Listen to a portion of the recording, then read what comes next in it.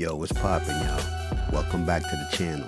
Today we diving into a story that's shaking up the streets and the system. One of the most controversial names in American gang history just got a major legal break, and it came straight from the top. Yup, Donald Trump, love him or hate him, just commuted the federal sentence of Larry Hoover, the original founder of the Gangster Disciple, one of the most powerful gangs to ever rise up out of Chicago. But hold up, this story ain't as simple as free the homie. There's layers to this. Federal charges, state beef, Kanye West political plays, and the question on everybody's mind, did Larry Hoover really change? Or did the system just make a deal with the devil? Superstar status, get familiar with me. Haters scheming, wanna do me like they did Biggie. But jealous heart's gonna be hurt tonight. Yo, thanks for tapping into New Era TV. Subscribe to the channel if you haven't already. And smash the like button. It helps the channel in many ways. Also, turn on your notification bell to get notified when we drop. And before you tap out, share the video. Now let's get into this. Before we talk about the clemency, let's talk about the legacy. Larry Hoover ain't no small name in the streets. Back in the late 60s and early 70s, he helped found the Gangster Disciple, one of the most organized and fed gangs in America. This wasn't just a street-level hustle. It was a movement with structure, ranks, even a political arm at one point. But with power came violence. In 1973, Hoover was convicted for ordering the murder of a man he suspected from stealing from the organization.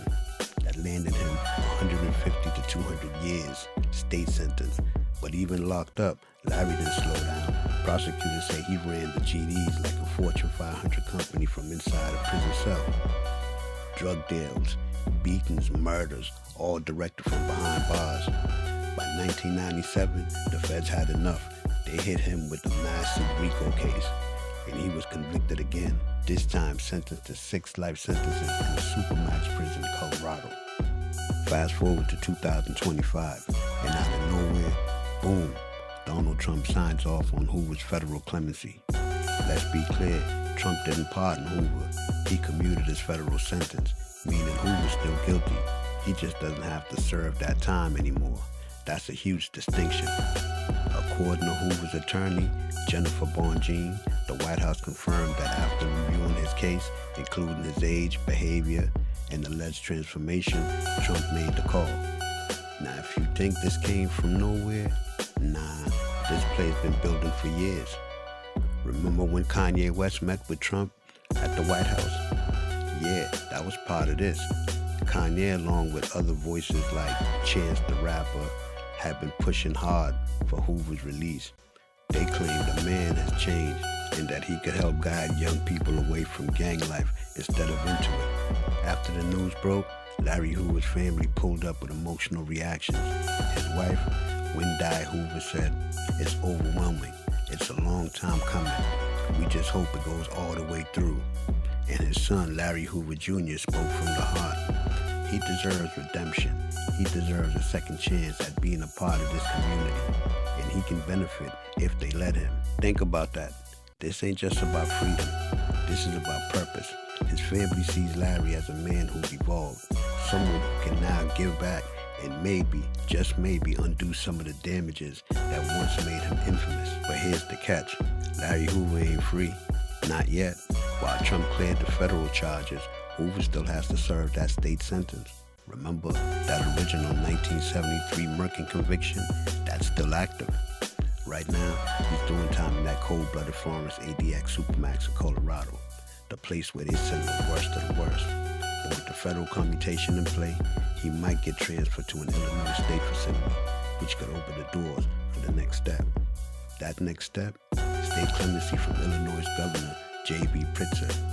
And let's just say the Hoover family's hopeful, Larry Jr. said.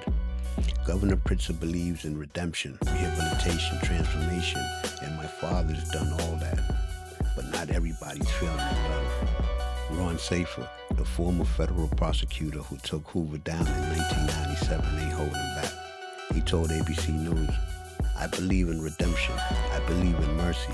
But there's some crimes that are so heinous, so notorious, they don't deserve mercy. If Larry Hoover said there was going to be a killing, there was a killing. That's a bold statement.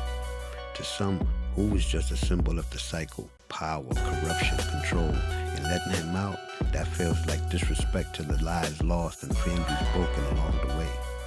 The feds have called him an organizational genius, someone who figured out how to run an empire from a prison cell. And honestly, that's wild. Whether you respect it or fear it, his reach was undeniable. Now here's where it gets even more complex. Larry Hoover's name don't just live in court files. It lives in lyrics. From Drake to Meek Mill to Kanye, Hoover has become a symbol of path, of change, of the system itself. When Kanye put on that Free Larry Hoover concert with Drake, it wasn't just for show. It was pressure, political pressure, culture pressure. And whether you think Hoover deserves a second chance or not, one thing is clear. His story touches everything, the hood, the industry, and the halls of power. But real question is, can redemption work? If Hoover gets out, will he actually be that positive force his people believe he can be? Or will the ghost of his past always keep him locked in chains, even outside the cell? So here we are, a former gang boss, still behind bars, but 1 foot out the door. A president using executive power to send shockwaves through the justice system. A family praying for full freedom. And a community still torn between justice and forgiveness. What happens next? Will Governor Pritzker give Hoover that final pass? Is America ready to let go of the past for the sake of change?